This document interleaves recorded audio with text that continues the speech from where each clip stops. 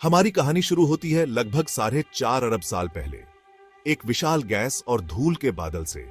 इस बादल को नेबुला कहते हैं और यहीं से हमारे सौर मंडल का जन्म हुआ। गुरुत्वाकर्षण धीरे धीरे धूल और गैस को एक साथ खींचता गया। लाखों सालों में यह सब मिलकर एक घूमता हुआ चक्र बन गया। इस चक्र के बीच में एक तारे ने आकार लेना शुरू कर दिया, हमारा सूरज।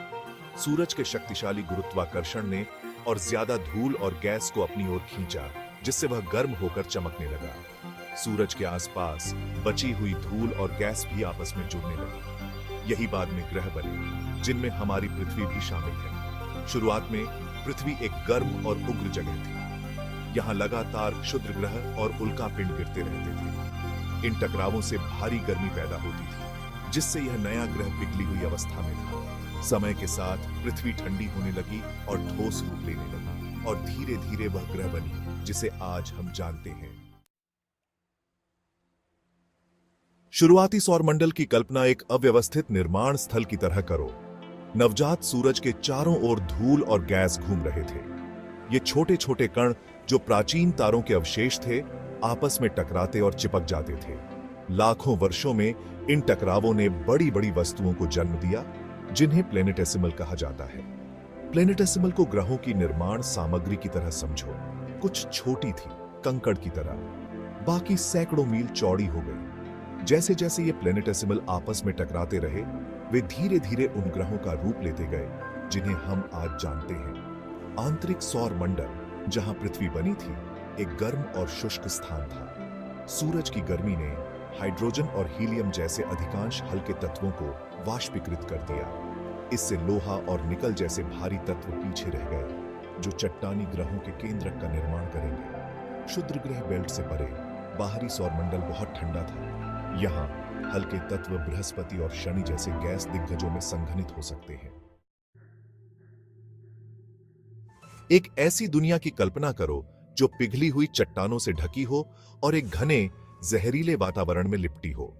सतह पर ज्वालामुखी फटते थे, जिससे लावा और गैसें आसमान में उगलती थीं। यह अपनी प्रारंभिक अवस्था में पृथ्वी थी, एक गर्म और उग्र जगह।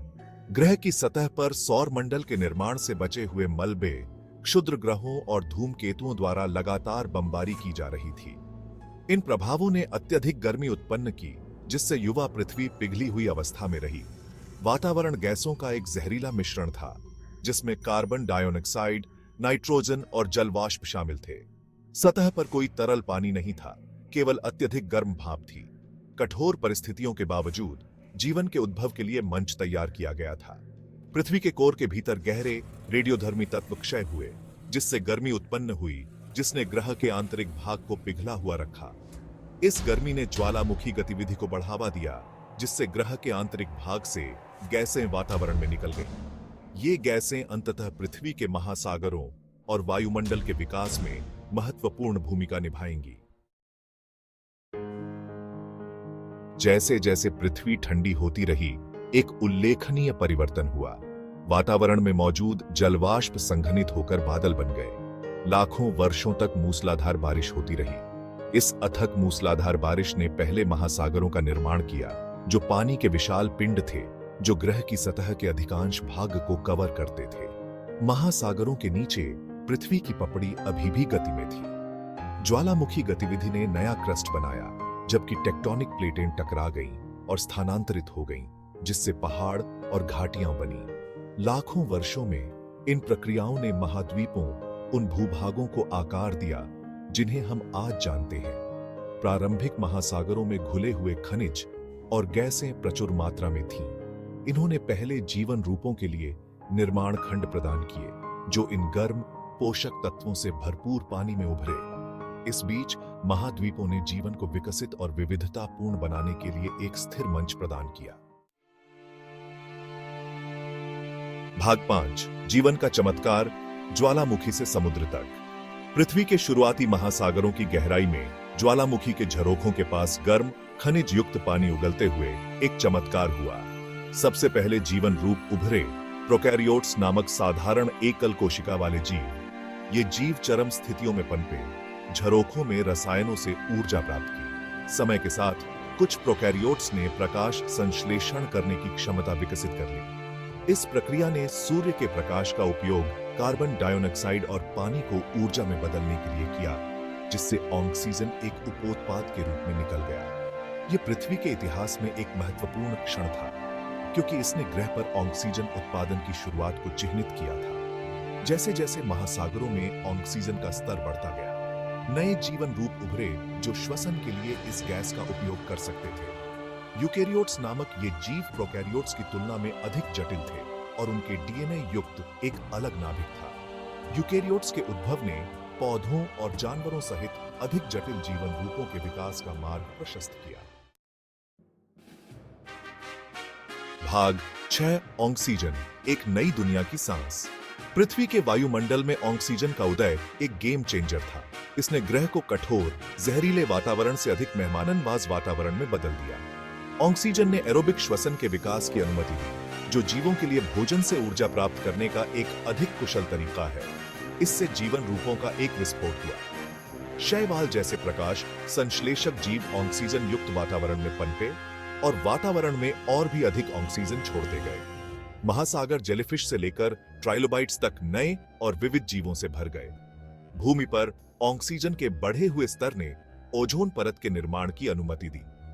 इस सुरक्षात्मक परत ने पृथ्वी की सतह को सूर्य से हानिकारक पराबैंगनी विकिरण से बचाया, जिससे जीवन के लिए महासागरों से उभरना और भूमि का उपनिवेश करना संभव हो गया।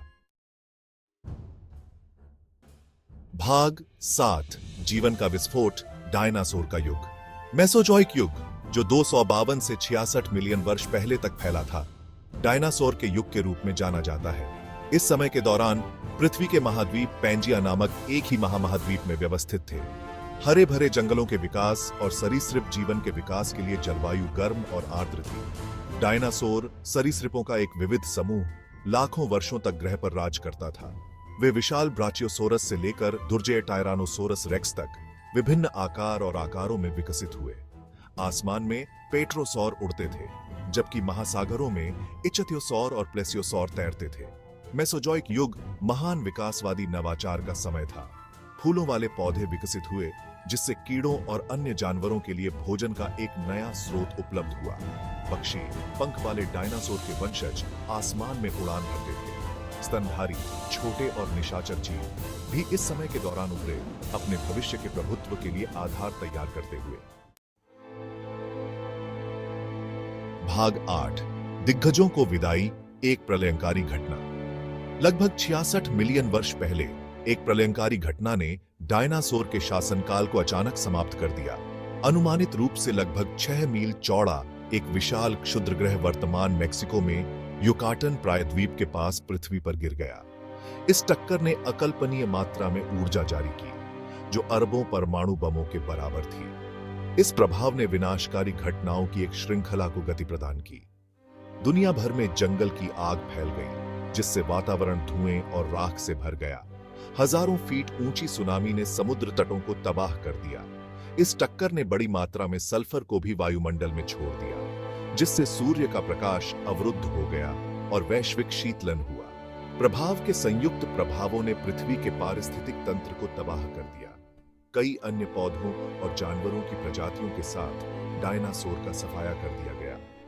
इस सामूहिक विलुप्ति घटना ने मेसोजोइक युग के अंत और सेनोजोइक युग, स्तनधारियों के युग की शुरुआत को चिह्नित किया। भाग 9 प्राइमेट से मानव तक, एक लंबी और घुमावदार सड़क। डायनासोर के विलुप्त होने के बाद स्तनधारियों ने विविधता लाने और विकसित होने का अवसर हासिल कर लिया। उनमें से प्राइमेट थे, जो पेड़ों पर रहने वाले स्तनधारियों का एक समूह था। लाखों वर्षों में प्राइमेट विकसित और विविध हुए। हमारे पूर्वज अफ्रीकी सवाना में चले गए। ऑस्ट्रेलोपिथेकस जैसे शुरुआती होमिनिड 2 पैरों पर चलते थे। मनुष्यों का विकास एक लंबी और जटिल प्रक्रिया थी। अंत में होमो सेपियंस अफ्रीका में उभरी। भाग 10 हमारी पृथ्वी, हमारा भविष्य चिंतन का समय। जैसे ही हम भविष्य के शिखर पर खड़े हैं, हमारे ग्रह के लंबे और उथल पुथल भरे इतिहास पर विचार करना महत्वपूर्ण है। आज हम जलवायु परिवर्तन से लेकर जैव विविधता के नुकसान तक अभूतपूर्व चुनौतियों का सामना कर रहे हैं। आज हम जो चुनाव करते हैं, वे हमारे ग्रह के भाग्य और आने वाली पीढ़ियों के लिए हमारी विरासत का निर्धारण करेंगे। पृथ्वी की कहानी अभी खत्म नहीं हुई है और हमारे पास अगला अध्याय लिखने की शक्ति है।